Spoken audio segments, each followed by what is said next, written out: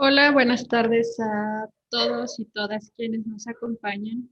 Quiero darles la bienvenida a la segunda sesión de Historia de los Cosméticos. En esta sesión vamos a hablar en específico lo que tiene que ver con toda la historia que hay detrás de la elaboración y el uso de cosméticos y también las reglas básicas de producción. Como lo mencionábamos en la primera sesión, este taller consiste en tener una serie de información, de pasos que puedan servir y que sean útiles en los emprendimientos que ya estén iniciados o en los emprendimientos que están por desarrollarse. Entonces, vamos a comenzar. En la primera sesión tenemos una actividad que pedimos que vayan desarrollando y nos envíen la información, igual que todas las preguntas y dudas que vayan teniendo. Lo mismo aplica para esta sesión. Dudas y preguntas, les pedimos que por favor nos manden un correo y nos manden la información a vía WhatsApp o vía correo electrónico. Pues vamos a empezar a hablar de la historia de los cosméticos. Esta es una parte muy interesante, ya que tiene que ver un poco con la teoría de la creación de cosméticos. A veces creemos que el uso de cosméticos es algo que se dio en los últimos años, pero en realidad viene con la misma historia de la humanidad ha avanzado. Eh, Algunos pueblos como los sumerios, los asirios, los babilonios, usaban ungüentos de plantas y emplastos para extirpar a los demonios de la piel mediante estas preparaciones. Los ungüentos, de hecho, es algo que seguimos utilizando hasta la fecha en forma de pomadas, en algunas preparaciones como cremas, entonces las seguimos teniendo a nuestra disposición. Eh, Algo que creo que la mayoría conocemos es que los egipcios eran quienes usaban aceites y tanto los usaban que eran algo sagrado porque se usaban para la momificación. Asimismo se usaban algunos minerales y plantas para el maquillaje de los ojos y que estos se vieran más grandes y brillantes. Entonces, lo que podemos ver aquí es que los cosméticos han sido utilizados a lo largo de la historia de la humanidad. ¿Y para qué se han utilizado? Para transformar la apariencia de los seres humanos, no solamente con fines estéticos, sino también con fines medicinales. La palabra cosmética como tal procede del griego cosmetos, que significa buen orden, adorno u ornamento. A esto es a lo que me refería, que tiene que ver con el cambio del aspecto que tenemos las personas, los seres humanos. En Roma, a Galeno se le atribuye la invención de la crema fría, predecesora del actual cold cream. La cold cream es una crema que hasta la fecha se sigue utilizando, es una preparación hecha a base de mantecas, es una crema muy pesada que se utiliza para pieles que son muy resecas y como podemos ver, pues su origen viene de hace muchísimos años. En Europa aparece el de Ornato Miliero, que es el primer tratado cosmético de la historia con el que se recogen 96 plantas de uso cosmético. Como podemos darnos cuenta, la cosmética como la conocemos actualmente, es decir, todas estas preparaciones de cremas, shampoos, jabones, desodorantes, tienen su origen en plantas. Lo original eran estas preparaciones de plantas que se ponían a macerar, tal vez en preparaciones de alcohol, en preparaciones de agua para extraer sus propiedades y después mezclarlas con algunas otras mantecas, por ejemplo, y las mantecas que son algunas derivadas de semillas, de granos, y poder transformarlas en estos cosméticos de uso pues general. Fue hasta 1492 en España cuando convivieron las comunidades judías, musulmanas, cristianas y pues empezaron a ser populares todos estos baños purificadores, los perfumes, es aquí donde tuvo un boom, donde crecieron y pues esto tuvo gran influencia en las mujeres cristianas. Eh, Hasta antes de esta época no se conocía como tal el uso de perfumes para aromatizar el cuerpo. Existían, por ejemplo, los aceites, que eran una mezcla, pero aún así no tenían esta durabilidad que son cosas que se han ido descubriendo a lo largo de la humanidad. Por ejemplo, los fijadores, los conservadores. Algo que es importante señalar es que los cosméticos actuales tienen ciertos conservadores para que permitan tener una vida en anaquel. Y aunque derivan de las plantas como tal, ya no vemos mucho estas preparaciones que contengan plantas porque pues no permiten tener una larga vida en anaquel y entonces pues se pueden echar a perder, pueden tener hongos y entonces los productos pierden propiedades y también pues causan pues algunos malestares a las personas. Supongamos que tenga un hongo que sea malo para la piel. Es por esta razón que casi ya no se utilizan composiciones muy básicas para el desarrollo de los cosméticos, que aunque sí se hacen en la cosmética artesanal, pero también existen algunos procesos que nos permiten ya no utilizarlos de forma directa, que lo vamos a ver más adelante. Con el descubrimiento de América se llevó a Europa el bálsamo del Tolú, que eso es algo que se sigue comercializando, que es muy popular, que como les decía, aunque tiene sus orígenes en muchos años atrás, actualmente ya se comercializa en una preparación pues más elaborada. En Japón las clases hicieron un uso abundante de las fragancias durante la dinastía Tang Ming. Si podemos ver también en el uso de cosméticos, no solamente implica todo lo que se unta, ¿no? Sino también que sirve para aromatizar pues los olores naturales del cuerpo, todo lo que tiene que ver con los perfumes, las fragancias, eh, todas estas cuestiones que no son solamente para la piel, sino para los olores corporales. Los desodorantes son otro tema, los talcos, que provienen directo de los minerales a los cuales se les agrega pues alguna sustancia para que permita odorizar el cuerpo. En Europa se populariza el esmaltado de la cara con arsénico y plomo. No solo los reyes, sino los ricos y poderosos se blanquearon la cara como señal de distinción. Como podemos darnos cuenta en algo que mencionábamos en la primera sesión, es importante señalar que no porque sea pues natural, entre comillas, o porque sea de origen pues como una receta que se haya usado hace muchos años atrás, quiere decir que es benéfico para la piel, para el cuerpo. Aquí hay un ejemplo claro. En este tiempo se utilizaba el arsénico y el plomo, que pues como ahora sabemos son componentes que son muy dañinos, no solamente para la piel, sino también para el cerebro, y pues incluso desataban episodios de histeria en las personas. Entonces, aunque sea algo que era popular en Europa y que podríamos decir, pues regresar a las fórmulas básicas, pues no es recomendable, no lo permite la ley, no lo permite, yo creo que en ningún parte del mundo volver a utilizar este tipo de componentes, pues porque serían perjudiciales para la salud. A finales del siglo XVIII se inventa la fabricación industrial del jabón y comienza a grabarse a los cosméticos con impuestos. El jabón, de hecho, es muy trascendental para la historia de la humanidad porque permite a través de la mezcla de grasas animales, de grasas vegetales y de algunos perfumes, de algunas esencias, permite la elaboración de barras, como las conocemos ahora, y no solamente esta cuestión pues de odorizar el cuerpo, de quitarle los olores, sino también permite esta acción de limpieza. Eh, eh, en los jabones ahora que se siguen utilizando, que son esenciales no solamente pues para esta cuestión de la limpieza, sino también que tiene que ver con cuestiones de higiene.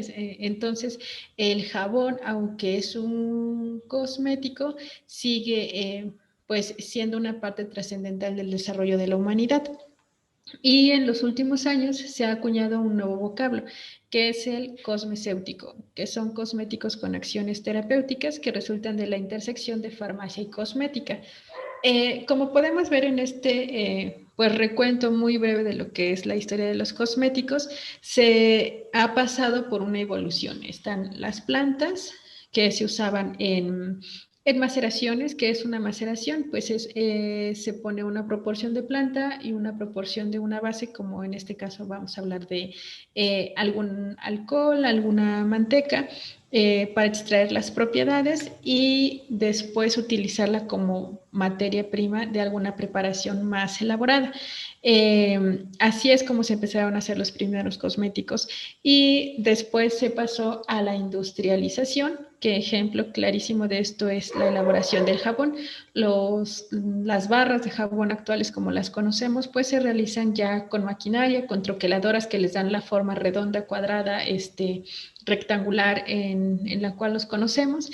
Y ya viene esta parte de la industria, de colocar productos que se elaboran a gran escala en supermercados, en centros comerciales, y ya tenemos esta variedad de productos que conocemos actualmente.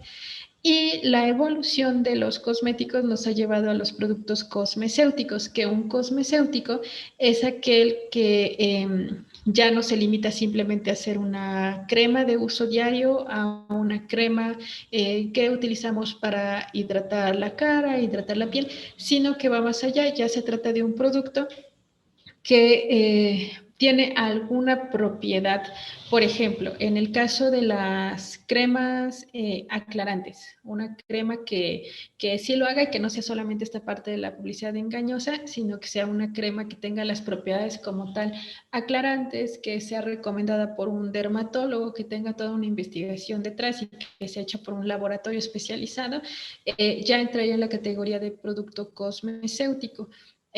Por ejemplo, los productos que tienen hidroquinona, que ya es una sustancia que permite hacer tratamientos más especializados para la piel y que solamente se la recomiendan pues dermatólogos, dermatólogas, ya es un producto cosmecéutico. Entonces, aquí esperamos que quede muy claro qué sí es un cosmético, porque cuando tenemos un emprendimiento, cuando empezamos a veces queremos hacer productos como estos que son muy populares, productos para blanquear la piel, productos para eliminar arrugas en su totalidad o rejuvenecer, y en realidad nosotros necesitaríamos tener una investigación muy amplia y que demostrara que nuestro producto puede hacer ese cambio en la fisonomía de las personas.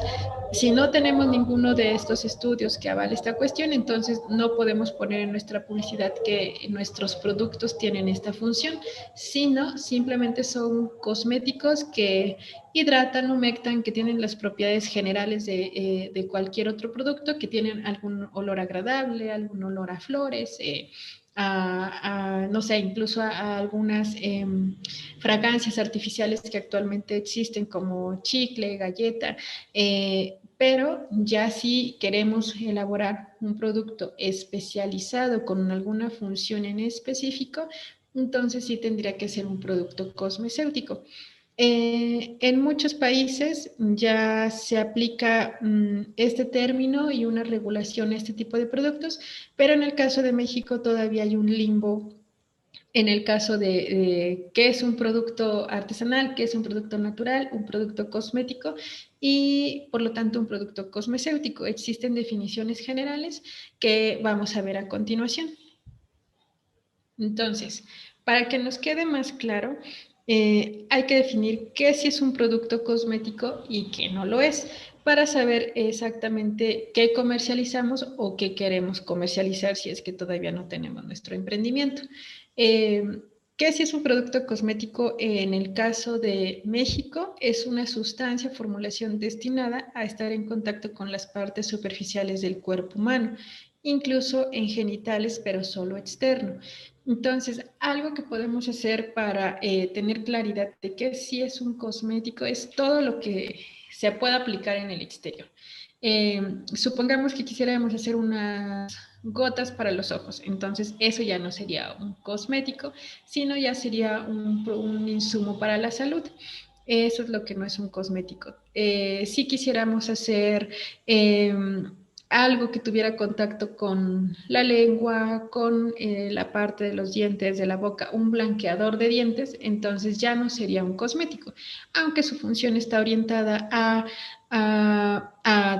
tener una parte estética al blanquear los dientes, en el momento en que tiene contacto con nuestra saliva, con nuestra lengua, entonces ya se convierte en un insumo para la salud.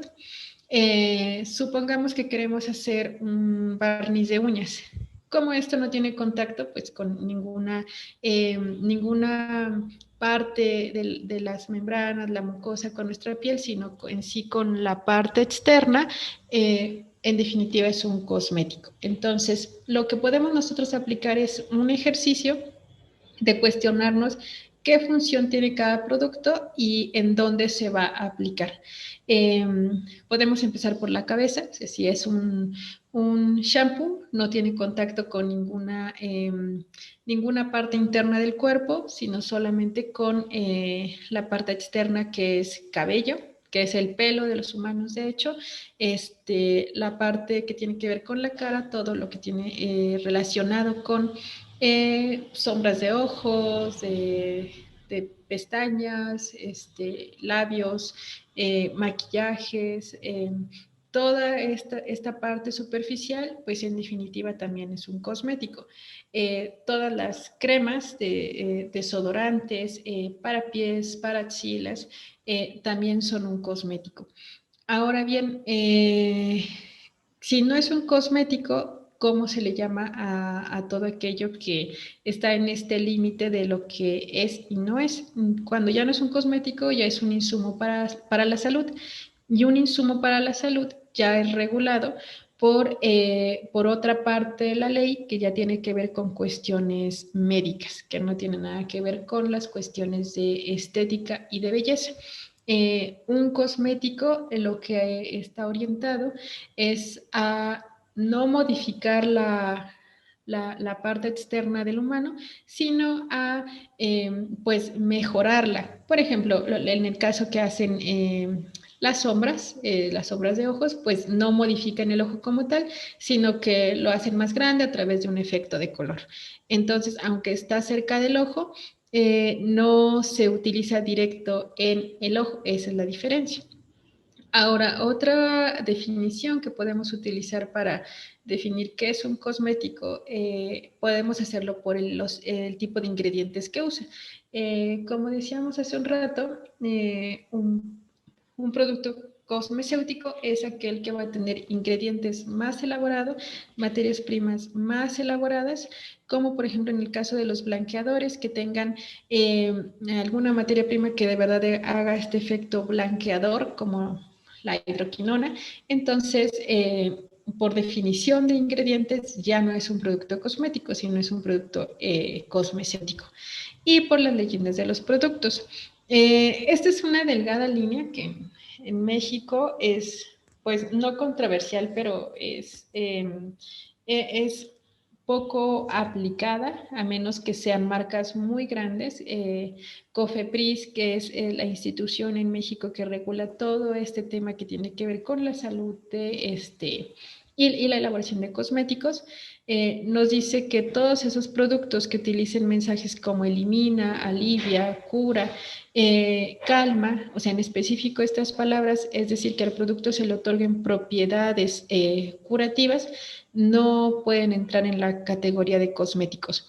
Y entonces, tal vez ustedes me escuchan decir esto y me van a decir, claro, pero en Internet uno ve productos que se anuncian como alivia tal cosa o cura, no sé, las estrías, calma el ardor. Entonces, aunque esto es ilegal, pues muchas marcas lo hacen y prefieren pagar después las multas eh, que se van elaborando, que van dando las instituciones, aunque en realidad pues no deberían de hacerlo, ¿no? Entonces, cuando nosotros como usuarios vemos algún producto que utiliza estas cosas y se anuncia como un producto cosmético es cuando podemos desconfiar de las marcas.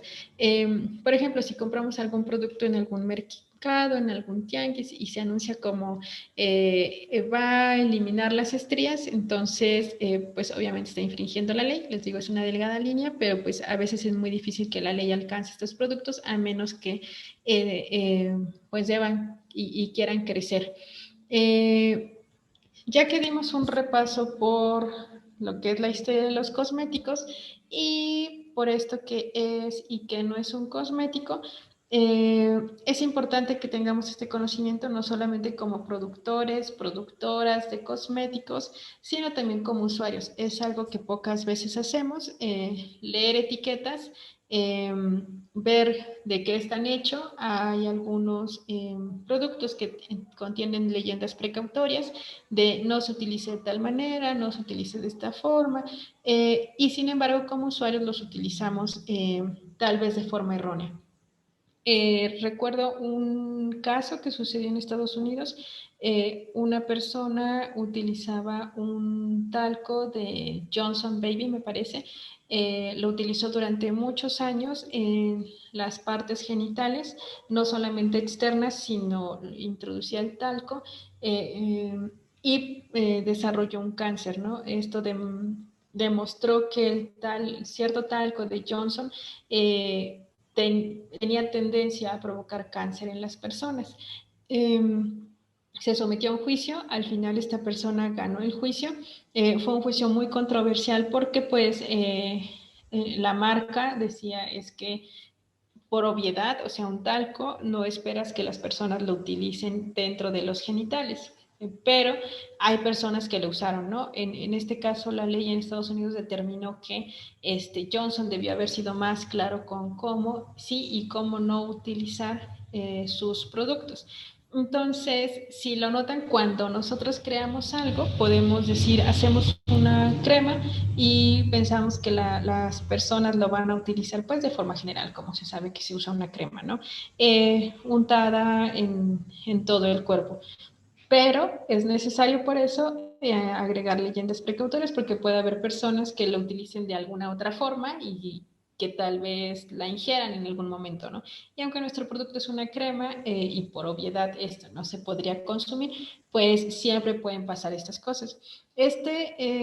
Estas cosas de qué sí y qué no deben contener las etiquetas lo vamos a ver en una de las sesiones siguientes que tiene que ver exactamente ya con el diseño de la etiqueta y lo que se aplica de la norma en el caso de nuestro país para que sea clara para los usuarios.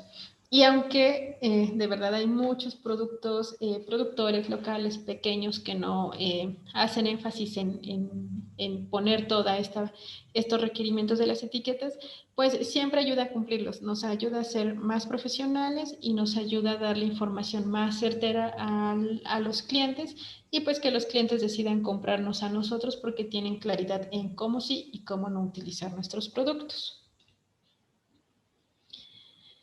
Eh, Hasta esta parte, si tienen alguna duda, algo que quieran ampliar, les pedimos por favor que nos envíen un correo para poder ampliar todo este tema que tiene que ver con la historia de los cosméticos. Y si tienen alguna duda sobre el producto que tienen, sobre las materias primas que contiene y tienen duda en saber si es un producto cosmético, un cosmecéutico o ya es algo médico, les pedimos por favor que nos envíen un correo y ahí se les vamos a responder.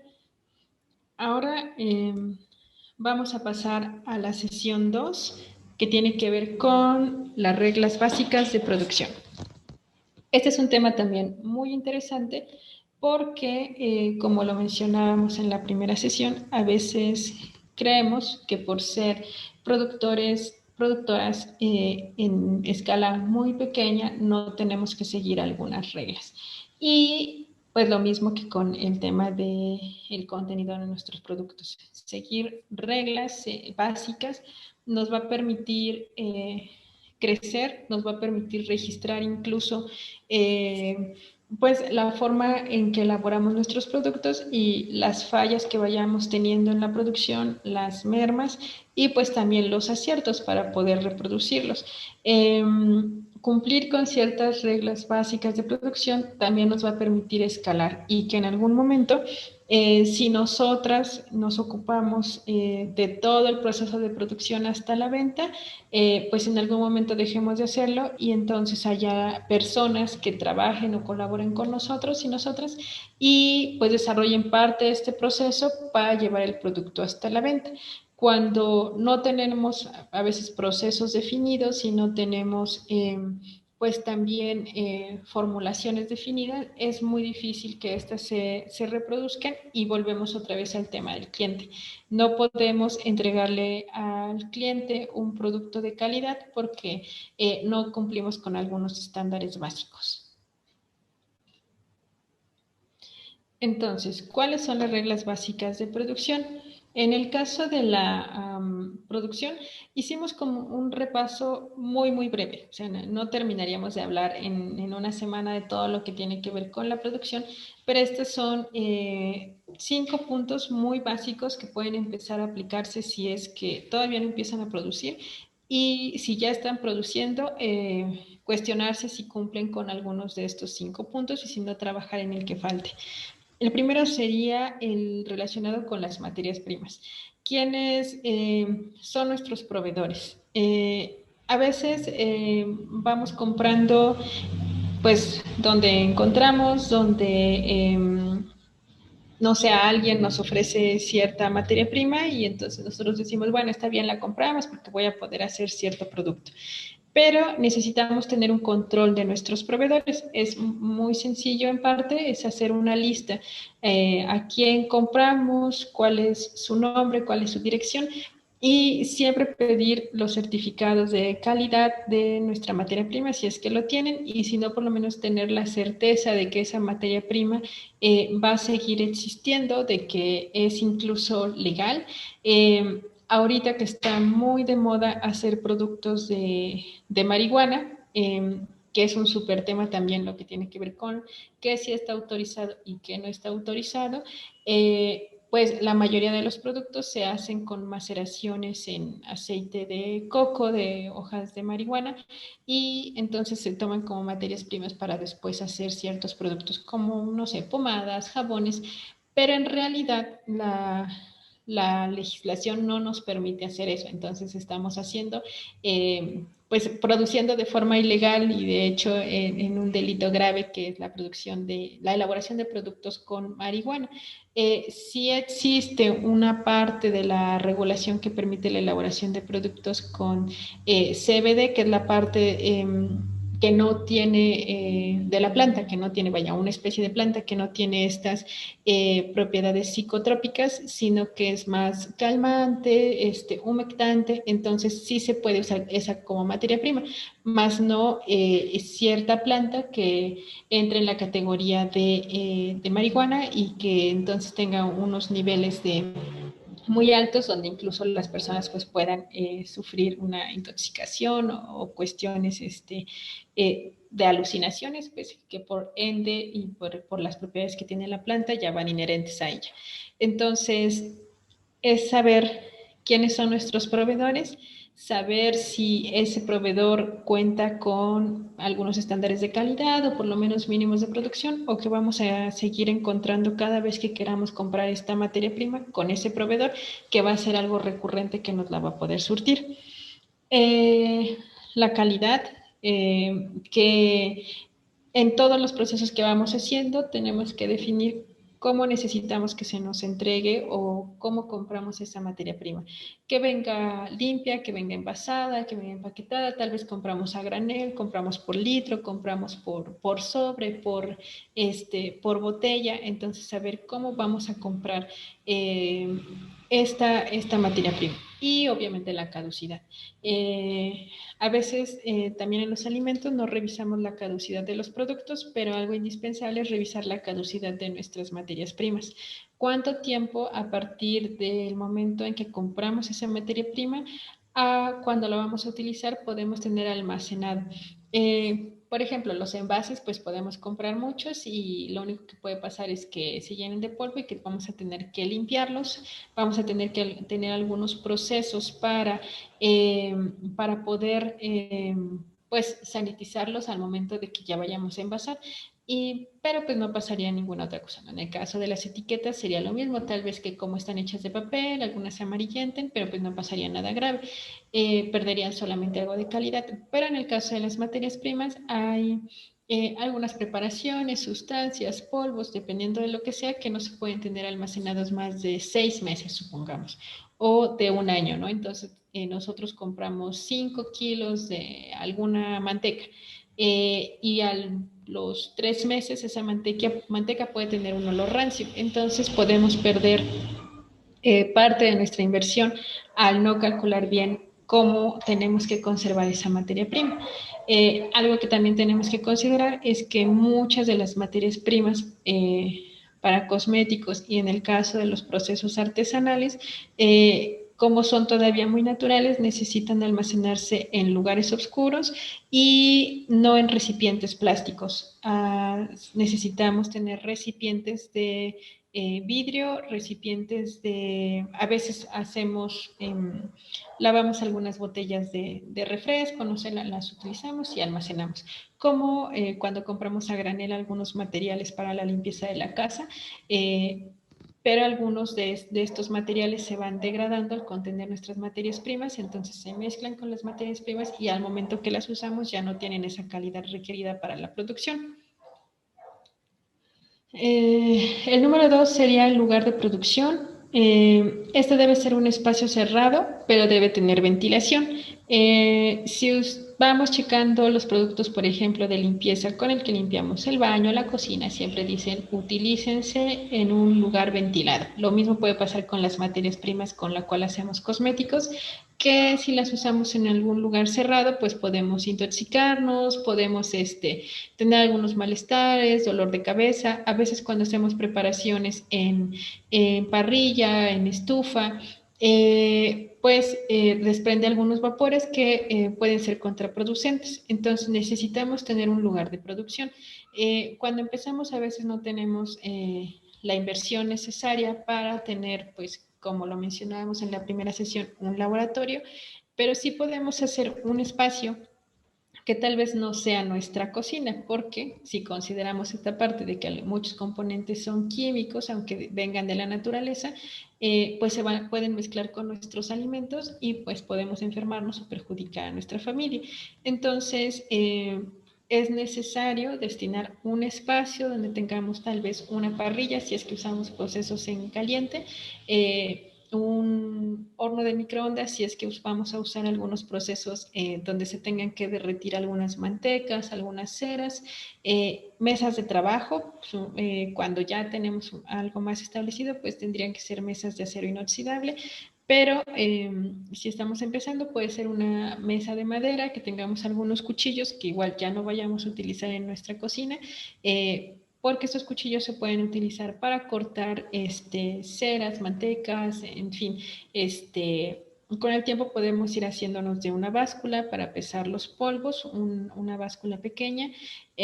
Podemos utilizar algunas cucharas también de acero inoxidable y lo mismo si utilizamos algunas cucharas de nuestra cocina, estas no podemos volver a utilizarlas en los procesos pues de producción de alimentos. Esas son como reglas básicas del lugar de producción. Los utensilios que ya veníamos mencionando, lo ideal es que sean de acero inoxidable, pero a veces la inversión es muy grande por el tipo de material del que se trata.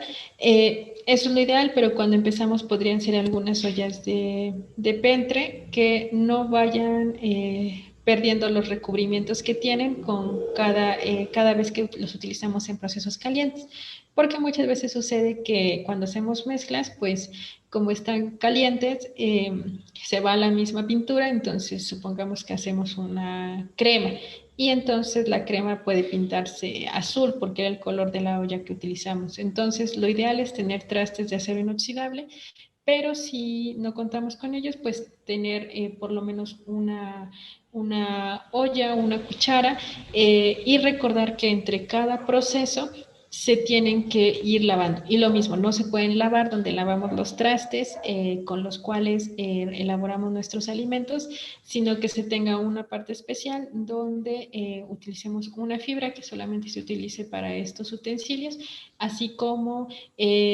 pues también una parte de agua donde se vaya a utilizar solo para esto y no se use para otros procesos, por ejemplo, para lavar las verduras. Entonces, es importante ir separando.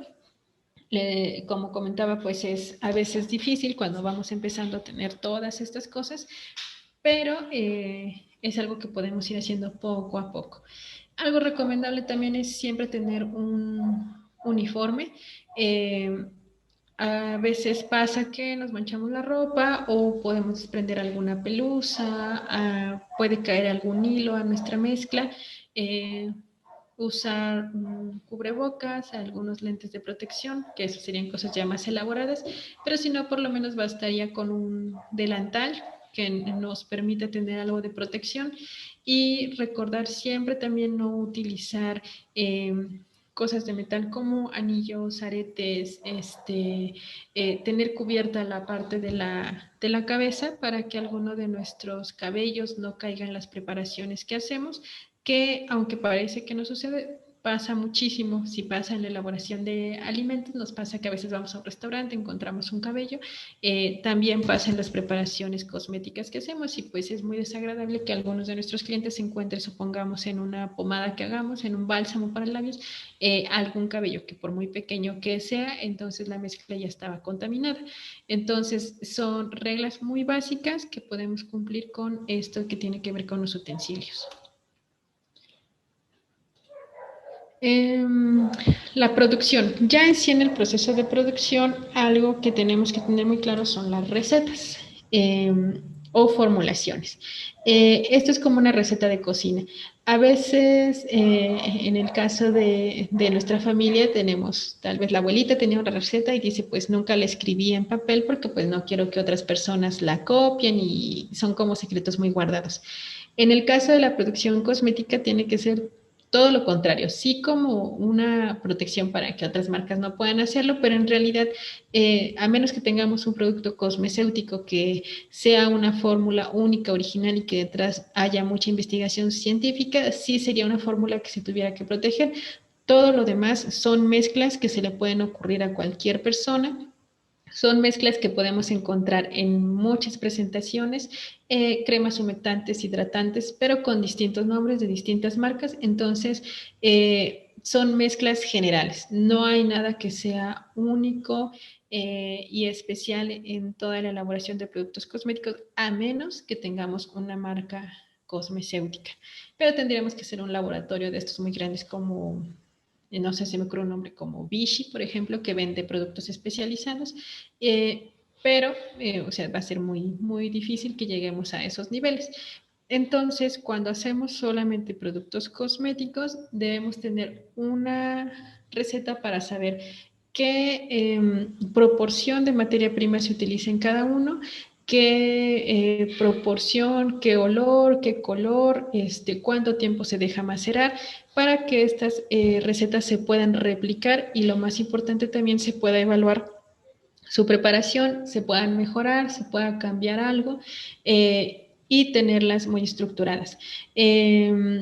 A veces, insisto, o sea, no lo queremos hacer porque decimos, bueno, yo sé cómo se hace esta crema, ¿no? Que ya cuando estamos en este campo a veces nos damos cuenta que no es tan difícil como parece, pero tener estructurada nuestra fórmula nos permite dar el salto de elaborar 1 litro de crema a elaborar tal vez 50 litros de crema y que no se pierda la calidad en este proceso de producción. Entonces, es revisar muy bien las fórmulas, estructurarlas, analizarlas y ver qué podemos hacer de diferente en esta fórmula respecto a la competencia, que como lo mencionaba anteriormente, puede ser el olor, el color, al final el empaque, la presentación que le damos, eso es lo que puede hacer la diferencia con nuestro público final. Y por último, el acondicionamiento, que tiene que ver con envases y etiquetas. A veces se nos olvida que el producto tiene que hablar por sí solo. Entonces, todos estos pasos que ya hablamos ahorita, que tienen que ver con la producción, no se ven en el producto final. Es algo que sabemos como productores, como productoras, pero que no podemos decirle al cliente final, está elaborado de esta manera. ¿Quién sí se lo puede decir? Pues es el envase y la etiqueta, que a mí me gusta decir siempre que la etiqueta es como la vestimenta del producto. Puede estar desnudo, entonces no decir nada, nadie puede saber cómo está elaborado, qué tiene, dónde se hizo, o puede tener una etiqueta que contenga toda la información y decir claramente, este es un producto cosmético elaborado con tales cosas, que tiene estas propiedades con olor a manzana, naranja, donde pueden comprarnos después los clientes.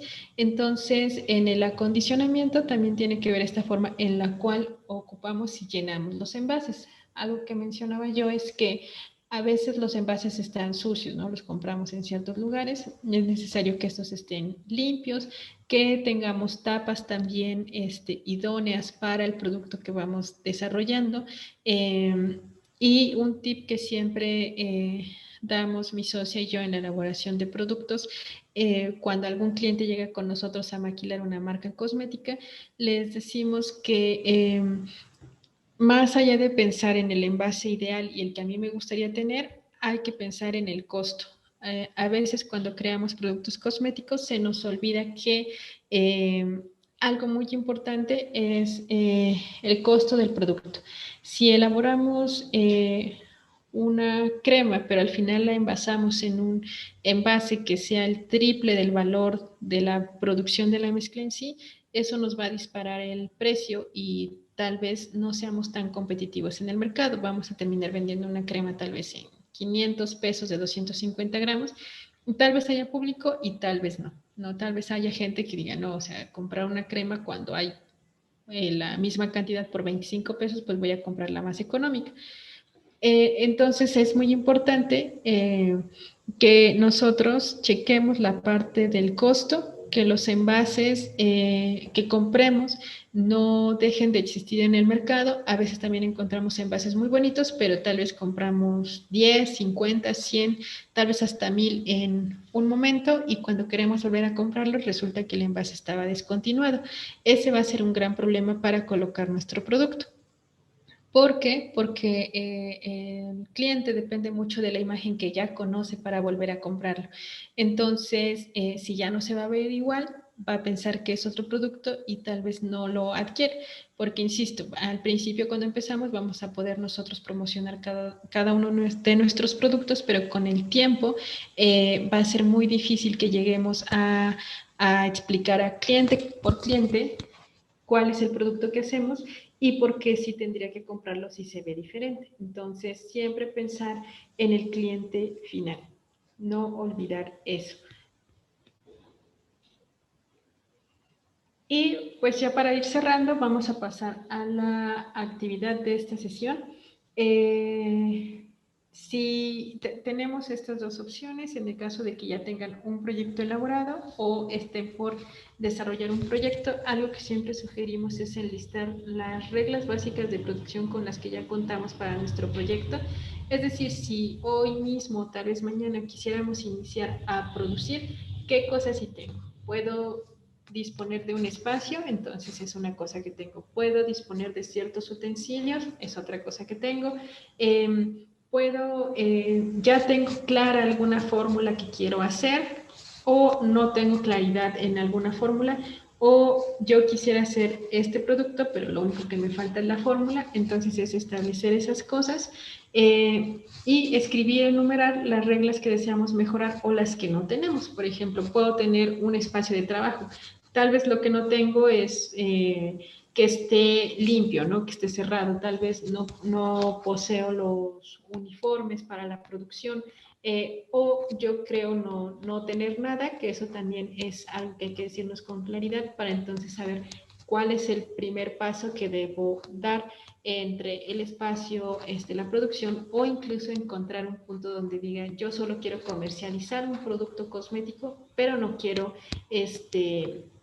elaborar. que para eso están todas las demás opciones de empresas como la nuestra, que se dedica a la maquila, que hacemos todo el proceso y solamente entregamos al cliente para comercializar, o yo si quiero tener algún espacio donde produzca todo y entonces hacer mis propios productos, mis propios procesos y comercializar hasta el cliente final. Entonces es definir dónde estamos, qué sí tenemos, qué no tenemos, y una vez más, como en la sesión pasada, pues la actividad les va a servir para definir dónde están parados, a dónde vamos con todo lo que estamos haciendo y si en realidad queremos tener un emprendimiento o hacer crecer nuestro emprendimiento de productos cosméticos. Entonces les pedimos que nos envíen el texto, la información, en un Word, en un PDF a nuestro correo deliabeldemexico@gmail.com para que vayamos revisando las actividades, que nos pongan nombre y la fecha en que le envían para que nosotros sepamos de qué grupo son y en qué momento vieron este video para poderles darles una retroalimentación más certera acerca de este tema. Entonces, espero que hayan tenido más claridad, que aunque ha sido muy breve y es mucha información en poco tiempo, que pues les sirve, les funcione esta parte que hablamos de la historia, que es muy importante también saber de dónde vienen los cosméticos, las reglas básicas de producción, insisto, es un repaso muy grande, pero nos sirve para definir y tener conocimiento de lo que queremos hacer. Y pues nos estamos viendo en la tercera sesión, donde